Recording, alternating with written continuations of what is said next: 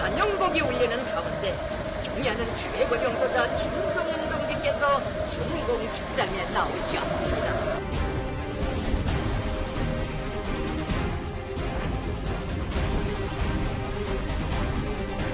At least the initial reports are that you described it just about right, a handful of shots that came across from the north. We think those were accidental. 북한의 무력 도발이 우발적 도발이라면 우리 군장병들은 희생되어도 좋다는 말입니다.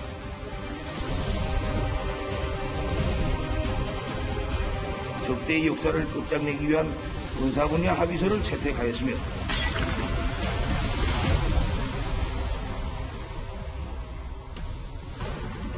예, 월요일 뉴스탑10은 여기부터입니다. 긴 잠행을 끝내고 김정은 위원장이 깜짝 등장하더니 갑자기 우리 측 감시초소 GP로 4발의 총탄이 날아들었습니다. 북한군이 강원도 비무장지대 내 우리 최전방 감시초소에 이 총격을 가한 사건과 관련해서 유엔군사령부가요, 오늘 특별조사팀을 파견했습니다. 총선과 GP 외벽에 있는 탄원을 확인한 후에 즉각 대응 조치 차원에서 적절한 조치가 이루어졌다고 보고 있고, 전체적으로는 유엔사 정전위를 포함해서 현장 조사가 이루어져야 되기 때문에 구체적이고 말씀드릴 수 없음을 좀 양해해 주기 바랍니다. 그럼 지금부터 어제 오전에 도대체 GP 근처에서 어떤 일이 있었던 건지 오늘 새롭게 알려진 내용을 추가해서 좀 화면으로 살펴보도록 하겠습니다. 먼저 신인근 대표님. 네. 저희가 좀 그래픽으로 구현을 해봤어요. 그런데 어제 오전 7시 41분에 총탄 4발이 날아왔고 우리 측이 경고 사격, 경고 방송까지 했습니다. 그런데 뭐 여기 지금 화면으로 봐도 우리 측 GP가 좀 더 높은 고지에 있습니다. 철원 지역인데 살짝 우리 측 GP가 뭐 대단히 높은 건 아니고 조금 높고 그 3, 4단 22연대 지역의 섹터에 있는 GP예요. 그래서 저 지역은 그 북한 같은 경우도 오성산 뭐 이런 지역이 다 퍼져 있기 때문에 굉장히 중요한 곳으로 판단하고 전쟁이 발생했을 때 혹시나 전쟁이 발생했을 때 서울로 진격하는 세계의 중요 축선 중에 하나의 축선입니다. 이 서울로 진격하는 중요 축선이라는 것은 비단 지금 이 남과 북의 대치 상황뿐만 아니고 고래로부터 예전부터 고대 시대 때부터 이 한양을 점령하기 위해서는 반드시 저 철원 쪽으로 내려온 아주 중요한 축선입니다. 그러니까 중부 전선에서 꽤 중요한 요충지가 이곳이다. 네. 그러면 이 부분에서는 우리가 뭐 지형이 높다고 해서 이 부분에서 뭐 큰 차이가 있었던 건 아니었네, 당시 상황에서는. 여기에서 지형이 높다라고 하는 것이 뭐 대단히 어떤 그 변수가 될 필요는 없고요. 그 지형에 집중할 필요는 없고 과연 고의성이 있었던 사격이냐 아니면은 정말로 우발적이었냐 또는 이 안개로 인해서 우리 측 그 감시 요원들이 정말로 북한의 GP 3개가 있는데 그 중에서 어디에서 발사한지 모를 정도로 안개가 짙었냐. 그 안개가 짙었기 때문에 북한은 정말 진짜 로또의 확률처럼 저렇게 그냥 우연히 우리 측 GP에 맞을 수밖에 없었냐. 이런 것들을 이제 살펴봐야 돼요. 말씀하셨던 그 부분을 하나하나 짚어보려고요. 그럼 북한이 도대체 왜 쐈는지를 파악하려면요, 북한이 뭘로 쐈는지부터 알아봐야 할 것 같습니다. 보시는 것처럼 구경 14.5mm짜리 고사총으로 알려졌습니다. 시 대표님. 네. 고사총은 단순히 어느 정도 크기고 한 번 쐈을 때 한 3-4발 연발로 나가는 이 고사총 말하는 겁니까? 자, 일단 뭐 제가 총을 좀 설명드리면 예. 우리 한국군이 쓰고 있는 그 K2 소총 있지 않습니까? 과거에 이제 M16 같은 거. 그게 총알의 구경이 지름이 5.56mm예요. 그런데 이건 14.5mm이지 않습니까? 네. 그러니까 우리 K2 소총의 M16 소총의 총알보다 3배로 굵은 겁니다. 그렇네요. 그러니까 어마어마하게 위력이 강하겠죠. 그리고 이건 기본적으로 사람을 쏘는 용도가 아니고 비행기를 쏘는 겁니다. 그래서 우리는 이제 그것을 과거에 대공포라고 했는데 북한은 고사총으로 부르거든요. 그래서 저것을 이제 2개로 엮은 것을 JPU-2라고 이야기를 하고 지금 화면에 나온 것처럼 4개를 엮은 것을 JPU-4라고 그래요. 그래서 대공기관총 용도로 헬기나 비행기를 쏠 때 사용하는 그런 용도지 사람을 향해서 쏘는 거 아닙니다. 대공화기다. 그리고 명백하게 이건 정전협정 위반이에요. 예. 정전협정에 이 비무장지대 내에는 개인 화기만 가지고 들어가게끔 되어 있는데 저 고사총은 개인 화기가 아니지 않습니까? 저런 공용 화기 그리고 대구경 화기는 정전협정 위반이 명백한데 그에 대해서 지금 아무 이야기도 없죠. 화면 한번 더 보실게요. 그러니까 1분에 최대 600발을 쏠 수 있고 유효 사거리 1.4km. 구경이 아까 K2나 M16 그냥 개인 화기보다는 3-4배 크니까 엄청난 파괴를 갖고 있는데 아까 신 대표님이 사람한테 겨냥하는 거 아니라고 했는데 근데 사실 과거에 북한은 공호부 장성택 처형할 때 이 고사총 썼다고 알려져 있었잖아요. 그렇습니다. 이 14.5mm 기관총 4개를 엮은 것을 JP4라고 하는데 아까 화면에 나왔죠. 그 JP4를 가지고 장성택 그걸 이제 그 사격해서 공개 처형을 했다라고 알려져 있고요. 지금 화면에 나옵니다. 예. 그리고 이제 현영철도 저걸로 처형이 됐다라고 이제 알려져 있지요. 그래서 사실 뭐 그때 정말 이 방송으로 말씀드리기 정말 비참할 정도로 이렇게 아니 시신의 흔적도 사라질 정도로 그런 파괴력이 강한 그런 무기체계입니다. 그러니까 당시 장성택을 7년 전에 처형했을 때 당시에도 북한이 그만큼 나는 이렇게 해서 처형한다는 걸 보여주기 위해서 당시에서 고사총을 썼다 뭐 이렇게 받아들여도 되는 거잖아요. 그렇죠. 이제 워낙 위력이 강하니까 우리 그 손바닥만한 총알이 분당 한 총신당 600발이 날아오니까 그것이 내 총신을 합하면 2,400발을 1분에 쏠 수 있거든요. 그걸 수십 초간 쏴버리면은 사람의 몸에 저렇게 이제 팔뚝만한 총알이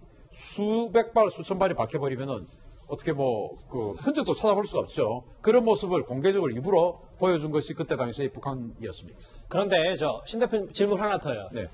어쨌든 이렇게 큰 규모의 대공화기로 4발의 포탄, 4발의 총격을 우리 쪽에 가했기 때문에 이게 정말 우리 정부의 말처럼 우발적으로 실수로 쏠 수 있는 건지 기계적으로 좀 살펴봐야 되는 거 아닙니까? 자, 우리 정부는 이제 우리 군은 뭐라고 이야기했냐?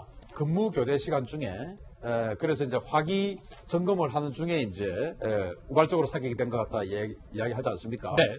보시다시피 저런 총은 안전장치가 2중 3중으로 되어 있습니다. 왜냐하면 워낙 위력이 강하기 때문에 안전장치가 2중 3중으로 되어 있고 그리고 또 저 쏘는 것이 방아쇠를 살짝 손에 건다고 해서 우리 이제 소총이나 권총은 살짝 손에 걸고 조금 살짝만 당겨도 총알이 나가지 않습니까? 실수로 나갈 수는 있습니다. 그렇죠. 예. 그런데 저런 총은 아주 세게 우리 같은 남자를 하더라도 좀 이를 악물고 좀 뗀 거야 나갈 수 있을 정도로 악력을 세게 줘야 나갈 수 있을 정도로 강력한 어떤 그 반탄력이 있거든요. 그걸 화기 점검하다가 우연히 그냥 우발적으로 쐈다? 이건 말이 안 되고 그리고 이제 1.5km 떨어져 있지 않습니까? 그러면은 저도 뭐 전방 GP, 3, 4단 GP도 가봤는데 네. GP에 들어가서 상대방 GP를 보면 1.5km 떨어져 있잖아요. 그러면은 그게 정말 콩알만하게 보입니다. 마치 0점 사격하면 20m 0점 사격을 하는데 거기에 있는 검은 원 그것보다 더 작게 보여요. 한 4층 건물 정도 되는 크기임에도 불구하고 그걸 우발적으로 쏴서 맞출 수 있다? 이건 뭐 정말 말이 안 되는 소리입니다. 작정하고 쏘지 않는 이상은 작정하고 그것도 아주 우수한 사수가 정말 작전하고 신중하게 쏘지 않으면 저렇게 맞을 수가 없죠. 이해가 됐습니다. 그렇다면 이 고사총의 총탄은 도대체 정확히 어디서 날아왔을까요? 2년 전에 이렇게 남과 북은요 9.19 군사 합의를 하면서 이 비무장지대 안에 있는 지피 대부분을 폭파했습니다. 김정우 시장님. 네. 그러면 지피가 아니고 도대체 어디서 쏘았는지 그러면 어디서 날라왔는지 정확히 어디서 날라왔는지 우리 군은 지금 파악은 하고 있는 겁니다. 저는 파악하고 있다고 봅니다. 요새 열산 감시장사관에서 TOD가 지피에 배치되어 있습니다. 네. 그러면 아무리 안개가 꼈다 하더라도 어느 지피에 쏜지 분명히 잡혔을 거고 그다음에 실탄 발수도 충분히 얼마큼 떨어졌는지 알 수가 있을 겁니다.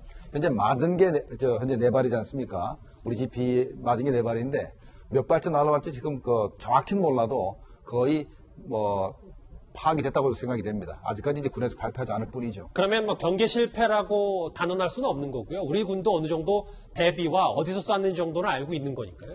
경계 실패는 아니죠. 바로 이제 군의 발표에 의하면 바로 이어서 대형 사격을 했다. 근데 대형 사격을 초기 발표할 때는 소총이라고 했습니다. 지금은 아무 말도 얘기를 안 하는데 제가 알기로는 기자들이 초기에 연합뉴스나 기자들이 소총으로 대형 사격을 했다는 겁니다. 큰 걸 얻어맞고 소총을 쐈다. 이런 얘기입니다. 그러니까 대공화기, 고사총으로 쐈는데 우리는 뭐 K2나 M16 같은 개인 화기로 그냥 단순한 소총으로 쐈다 그렇죠. 이런 말. K2로 쏴서 그러니까 이게 유효사거리가 한 600m 되니까 가서 맞히지도 못하는 걸로 보복 사격을 했다. 이렇게 주장하고 있습니다. 저희가 계속해서 얘기합니다만 제일 중요한 건 이 총격의 목적일 텐데요. 우발적이었는지 아니면 김정은의 건재를 과시하는 목적인지 한반도의 군사적 동향도 한번 짚어봐야 할 것 같습니다. 우리 쪽에서 어떤 일을 했는가 하는 것도 한번 되돌아봐야 됩니다. 김정은 요구 소리 한참 나돌 때 미군 정찰기, 우리 정찰기가 엄청나게 많은 분량이 거의 그냥 휴전선 상공을 배회하고 동해상으로 이렇게 비행을 했기 때문에 북쪽으로서는 안 났을 거예요. 이현정 의원님, 네. 하고 화면 같이 보실게요. GP 총격에 대한 북한의 대항은 하나도 없고, 뭐 일단 한국이 우리가 이제 북침 전쟁 준비를 위한 무력 증강과 군사적 대결책 등에 광부를 하고 있다, 이런 비난만 했거든요. 그럼 목적을 좀 더 살펴봤을 때는 앞으로 고강도 도발을 하기 전에 한번 우리를 떠보는 겁니까? 어떻게 저는 봐요? 일단 뭐 간을 봤다 이렇게 좀 표현을 하고 싶고요. 왜냐하면 지금 김정은 위원장이 어떤 면에서 보면 뭐 여러 가지 썰이 있다가 지금 나타난 바로 그 다음 날 이런 도발을 했지 않습니까? 네. 그러니까 북한이라는 나라가 기본적으로 아무 생각 없이 도발한 나라는 아닙니다. 모든 프로그램을 갖고 한 것인데, 사실 어제 좀 전에 이제 보여주셨지만 북한이 네 발을 쐈을 때 우리가 확성기를 통해서 경고 방송을 했고요. 또 전통문을 통해서 왜 쐈는지에 대해서 이제 이야기를 했습니다. 그렇죠. 자, 그럼에도 불구하고 지금 이 시간까지 북한이 왜 쏘는지 또 오발인지에 대해서 아무 이야기가 없어요. 그러면서 지금 메아리라는 선전 멜트를 통해서 지금 우리가 북침 준비를 하고 있다라는 것인데, 이건 최근에 아마 여러 가지 이제 그 정찰기라든지 전략 폭격기라든지 이런 것이 이제 오는 걸 가지고 겨냥한 것 같은데, 네. 참 북한은 어떤 면에서는 편리합니다. 본인들이 쐈는데 모든 해명 우리가 다 해줘요. 자, 이거 오발이다. 이건 뭐 아무 괜찮다. 하고 이미 북한이 아무런 말도 하지 않았는데도 불구하고 이미 다 이야기를 해주고 있습니다. 오발적이다라는 것도 우리 그렇죠. 정부 입에서 나온 거예요. 왜냐하면 북한이 아무런 이야기를 하고 있지 않습니다. 그럼에도 불구하고 우리는 지금 해명을 해주고 있고요. 또 하나는 뭐냐면, 기억하시겠지만 9.19 군사합의와 또 판문점 선언 이후에 정부는 뭐라고 그랬습니까? 평화가 왔다라고 이야기를 했어요. 그리고 GP 다 없앴습니다. 서로 간에 상호 간에 몇 개 놔두고 GP를 없앴습니다. 자, 근데 지금 상황을 보시면 도대체 달라진 게 뭐가 있습니까? 5년 전에 있는 도발 상황과 지금과 도대체 달라진 게 뭐가 있죠? 그러니까 결국은 어떤 면에서 보면 북한이 총을 쏴도 아무런 지금 전통문 받지도 안 하고, 지금 어떤 면에서 어디에 쐈는지도 모르는 상황이고, 이런 상황이 되다 보니 과연 그러면 그동안 정부가 이야기했던 평화와 남북회담, 과연 이게 무슨 소용이 있었는가라는 부분에 대한 근본적인 저는 의문을 갖고 있습니다. 예, 그런데 김정은 위원장의 등장에 이어서 곧 이어서 바로 GP 총격 사건이 터졌기 때문에요. 최근 돌아가는 판이 좀 예사롭지는 않습니다. 수십 년 세월 지속되어 온 처절하고 비극적인 대결과 적대의 역사를 끝장내기 위한 군사 분야 합의서를 채택하였으며, 당시에 9월 19일에 김정은 위원장이 이제 9.19 군사합의에 이렇게 발언한 것도 지금 화면으로 만나봤거든요. 네. 김상혁 평론가님. 네. 아까 신인근 대표님 말처럼 작정하고 쏘지 않으면 이건 우발적 도발이 아니다라고 했는데, 그러면 북한군이 혼자 스스로 자기가 도발할 수 있는 건지, 누군가 허락을 얻었을 텐데, 그러면 북한도 9.19 군사합의 깨는 것도 염두에 둔 건지, 뭐 어떤 건지 좀 궁금한데요. 그러니까 지금 뭐 정부에서 발표를 할 때까지 좀 기다려야 되는 게 있긴 한데요. 사실상 이게 의도적인 도발이라면 말씀하신 대로 위에 허가가 없이 하기는 좀 어려운 것이겠죠. 예. 그래서 이제 그 정부가 이 9.19 합의를 깼다는 건 인정을 일단 했어요. 근데 이제 그거에 대한 적극적인 대응이 좀 부족하다, 지금 이런 얘기가 지금 나오고 있는 건데, 제가 볼 때는 정부가 일방적으로 이렇게 감싸는 게 대북 정책을 추진하는데 좋을 수는 없습니다. 왜냐하면 국민들이 지지를 해줘야 되잖아요. 근데 우리가 뭐 금강산에서 그 돌아가신 박왕자 그분 사건도 있었지만, 이렇게 예측이 불가능한 일이 자꾸 일어나면 국민들이 불안해하기 때문에, 예를 들어서 뭐 관광이라든가 등등 이런 그 경제 협력 이런 거를 추진하기가 정부로서는 점점 부담스러워지는 거예요. 그래서 정부에도 이렇게 감싸는 것만으로는 좋을 것은 없겠다, 이런 생각이 들지만, 또 한편으로는 폼페이오가 액시덴털, 이건 우발적이라고 또 얘기를 해버렸잖아요. 그렇게 얘기를 해버린 상황에서는 우리가 미국과의 공조를 통해서 차분하게 전략적 대응을 해야 되는 상황이 온 것이죠. 그런 차원에서 조금 더 차분하게 뭐 어떤 정부를 좀 약간 압박을 하는 것도 좋지만 조금 더 차분하게 모든 것을 진행하는 것이 좋겠다, 이런 생각은 듭니다. 네, 제가 볼 때는 북한 입장에서는 9.19 군사 합의한 이후에 북한군의 남한에 대한 어떻게 보면 대남 적개심 같은 게 해이해지기 때문에 일단 체제를 단속하는, 결속시키는 측면에서 뭔가 도발할 필요가 있다고 생각이 됐고, 그것이 바로 김정은 위원장이 등장한 다음에 첫 번째 한 행사가 이게 아니겠나 생각이 듭니다. 또 하나는 작년도 11월 23일 날 창린도에서 해안파를 쐈습니다. 그건 명백한 9.19 군사 합의 위반입니다. 이번도 분명히 위반이거든요. 이렇게 의도적으로 위반하는 것 자체가 일단 우리한테는 공식적으로는 9.19 합의를 깨겠다고 하는 절대 안 할 겁니다. 예. 왜? 대한민국 너희들은 지키고 우리는 내부적으로 깨겠다. 이런 전략이기 때문에 이번 사건이 벌어진 거 아니겠다 생각이 알겠습니다. 뭐 여전히 이렇게 북한이 왜 총격을 가했는지 정확한 속내를 알 수는 없는 상황입니다. 그런데 이제부터 우리 군 당국, 우리 청와대의 대응이 중요할 텐데 우리 군은 일단 이렇게 말했습니다. 추가로 확인된 바는 없습니다. 이거 상응하는 조치가 이루어졌다라고 말씀을 드렸고요. 구체적인 내용에 대해서는 자세히 설명드릴 수 없음을 양해 바랍니다. 우리 청와대의 설명을 좀 더 구체적으로 살펴보면 왜 우발적 상황인지 시간도 그렇고 당시 짙은 안개도 있고 화기 점검 시간도 그렇고 비교적 평온한 농경지에서 벌어진 일이기 때문에 우발적이다라고 군은 설명하고 있거든요. 자, 이제 저 안개가 핵심인데요. 안개가 아주 자욱하기 때문에 조준을 할 수 없다라고 이야기를 하죠. 사실입니다. 우리 같은 사람은 안개가 자욱하기 때문에 안 보이니까 조준할 수가 없죠. 예. 그런데 저 공룡 확인은 달라요. 왜냐하면은 저도 그 현장에 가서 이렇게 직접 눈으로 확인하고 망원경으로 북한의 GP도 보고 이렇게 했는데 그 북한의 GP든 뭐 우리도 마찬가지고 서로 간에 이제 한 1.5km 사이를 두고 대치를 하고 있지 않습니까? 그럼 서로 간에 만약에 전투가 붙었을 때 원래는 이 정전협정으로 인해서 개인 화기 소총만 가지고 들어갈 수 있는데 우리도 기관총이 있어요, 저기. 북한도 당연히 기관총이 있는데 원래 저렇게 센 건 있으면 안 되는데. 그렇죠. 저런 기관총이 상대에게는 서로 간에 굉장히 강력한 화력 아니겠습니까? 예. 그러면 전투에서 이기려면은 서로 상대의 가장 강력한 화기를 제압해야 되죠. 그래서 우리도 기관총을 저쪽 기관총 좌를 향해서 겨냥을 해놓고 있어요, 아예. 항상. 그렇죠. 교대 병력만 가서 그냥 그걸 당기면 되도록, 물론 안전장치는 돼 있지만, 겨냥이 돼 있고, 상대도 마찬가지로 우리에게 겨냥이 돼 있어요. 우리의 중화기를 향해서. 예. 그래서 정말로 연습을 많이 한 사람이라면, 안개가 안 낀다 하더라도, 안개가 끼어서 앞이 안 보인다 하더라도, 어차피 겨냥되어서 있기 때문에, 대충 각도가 평소에 자기가 조절하던 각도, 딱 나오는 각도 있지 않겠습니까? 딱 하면 얼마든지 맞출 수 있다. 왜냐? 아무것도 안 보이는데 소총 그냥 들이도 이런 장면이 아니다 이겁니다. 그래서 대부분 거의 90% 정도는 딱 맞을 수 있게끔 겨냥이 되어 있습니다. 그래서 안개가 끼어 있어서 이거는 실수다라고 하기에는 너무나 이거는 안 맞고, 그리고 이 중화기, 공룡화기니까 안전장치가 2중, 3중으로 되어 있어요. 그렇죠. 이게 화기 점검을 하기 때문에 뭐 이렇게 갑자기 총알이 발사됐다 하기에는 너무나 강력한 힘이 필요합니다. 그래서 이거는 우발적인 게 아니고 고의적이다라고 이야기할 수 있습니다. 항상 조준이 돼 있는 상태이기 때문에 짙은 안개가 변수가 될 수 없다 이런 말씀이시죠? 저는 그렇게 봅니다. 알겠습니다. 그런데 우리 군 당국의 설명 말고도요. 여기에 더해서 이례적으로 미국의 폼페이오 국무부 장관까지 나섰습니다. At least the initial reports are that you've described it just about right. A handful of shots that came across from the north. We think those were accidental. South Koreans did return fire. So far as we can tell, there was no loss of life on either side. 글쎄요. 저희가 김정은 위원장 신변이상 선수 때도 그렇고 미국도 여기에 대해서 비슷하게 우리 청와대와 비슷하게 우발적이다라고 설명하고 있더니 저희가 어떻게 받아들여야 됩니까?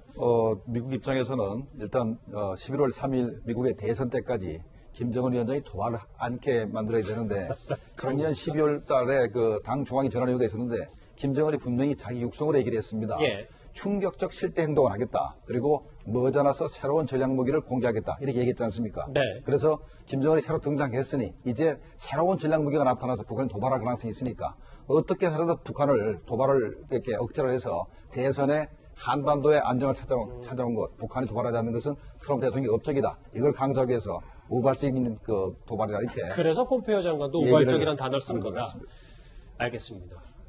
오늘 야당은요, 이 집회 총격에 대해서 용납할 수 없다는 얘기입니다. 우발적이면 도발이 아니냐는 얘기인데요. 들어보실까요?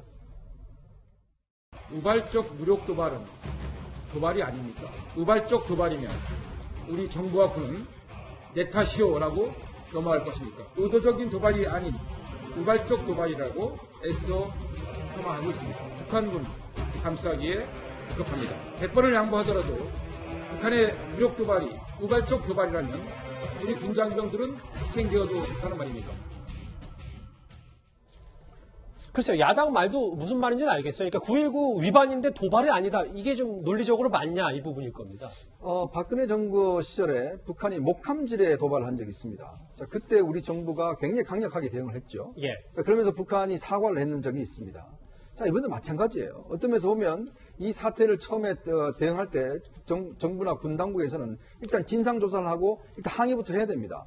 왜냐하면 북한이 우리 지피를 향해서 쏟다는 것은 우발적이든 뭐든 간에 일단 도발한 거 아니겠습니까? 자, 그 다음에 이제 그 북한의 설명을 들어야겠죠. 그럼 우발적이다 그러면 북한이 우발적이다 이야기를 해야지 왜 우리가 우발적이다 이야기를 하죠? 자, 예를 들어 북한이 그냥 우리한테 대포 하나 써놓고 아이고 우발적이었습니다. 이렇게 하면 그냥 우리가 우발적 이야기하면 그 되는 겁니까? 용인할 수 있는 거예요? 아니지 않습니까? 즉 우리 영토와 우리 영리를 상해서 우리 어떤 군인들을 향해서 쏜 거 아니겠습니까? 그러면 기본적으로 거기에 대한 대응 메뉴를 가지고 대응을 해야죠. 근데 지금 우리 정부가 하는 거는 북한의 대변인 같이 오히려 뭐 북한이 했으니까 우발적이다 뭐다 설명하고 있는데 북한은 아직 한마디도 하지 않았습니다. 자, 그러면 이거는요 순서가 다르죠. 그러니까 유엔사 조사를 하고 북한에 강력한 경고를 하고 그냥 북한의 협상에 나와서 우발적이다라고 이야기를 하면 또 이 문제에 대해서는 덮어줄 수는 있겠지만 그러니까 지금 북한이 아무 이야기도 하지 않고 아무런 도발에 지금 인정도 하지 않고 있는 상황에서 우리 스스로가 이미 다 문제를 끝내버리는 저는 이런 상황은 아니라고 봅니다. 유엔사의 조사 결과도 분명히 저희도 기다려 보겠습니다. 이렇게 김정은의 건재까지 확인된 상황에서 우리 정부로서는 이 남북관계 평화의 상징과도 같았던 9.19 군사합의만은 지키고 싶었는지도 모르겠습니다. 작년 목소리 하나 듣고 올까요? 군사합의 위반이라고 하는 정의가 뭐 각각 틀린 겁니까? 어제 정동도 장관이 발언한 내용은 최근 미사일 등 발사는 9.19 군사 분야 합의 위반은 아니다. 그러나 그 취지에는 어긋난다는 취지로 얘기를 한 것 같아요. 아니요. 제 속기록하고는 좀 틀립니다. 제 판단은 이렇습니다. 국방부 장관님과 군은 군사합의 위반이라고 생각하는데 정용 실장님 눈치를 보는지 아니면 대통령 눈치를 보는지 제대로 말을 못 하시는 것 같습니다. 말씀하시는 내용이 사실과 다르기 때문에 아니죠. 제 속기록에는 그렇지 않습니다. 속기록을 좀 보여주시죠. 그럼. 신 대표님, 저는 좀 이렇게 생각도 들어요. 그러니까 남북관계를 위해서는 우리 정부의 입장도 기본적으로 어떤 건지는 알겠어요. 그런데 정말 더 좋은 남북경제를 위해서는 꼬집을 건 꼬집어야 되는 건 아닌가라는 생각도 좀 동시에 듭니다. 바로 그겁니다. 그리고 우리 국민들이 이 남북 관계에 있어서 의구심을 갖지 않아야 돼요. 그래서 우리 그 정부의 어떤 그 저의에 대해서 의심을 하는 그런 것을 제거시켜주는 것이 오히려 더 장기적으로 도움이 된다고 보는데 지금 이제 분명히 9.19 군사 합의를 위반했다고 말했지 않습니까? 그런데 이제 대응 사격했냐라고 물어보니까 충분하게 했다. 좀 그렇게 알아주세요라고 대변인이 그렇게 이야기했거든요. 그냥 하늘 향해 쏜 거죠. 소총을 가지고. 자, 그런데 분명히 비례성의 원칙과 충분성의 원칙이라는 게 있어요. 그러면은 우리는 대구경 기관총으로 맞았습니다. 그러면은 그에 상응하는 화력으로 우리도 대응을 해줘야 돼요. 그게 비례성이고 충분성은 우리 국민들이 또는 우리 군이 이 정도면 우리가 충분히 보복을 했다라고 할 정도 그걸 통상 3배 정도로 생각합니다. 그래서 우리가 4발을 맞았으면 우리도 저기다가 12발은 쏴야 되는 겁니다. 기관총을 가지고. 그게 그 정도는 해줘야 앞으로 남북관계가 서로 간에 조심을 하면서 나갈 수 있다고 봅니다. 알겠습니다.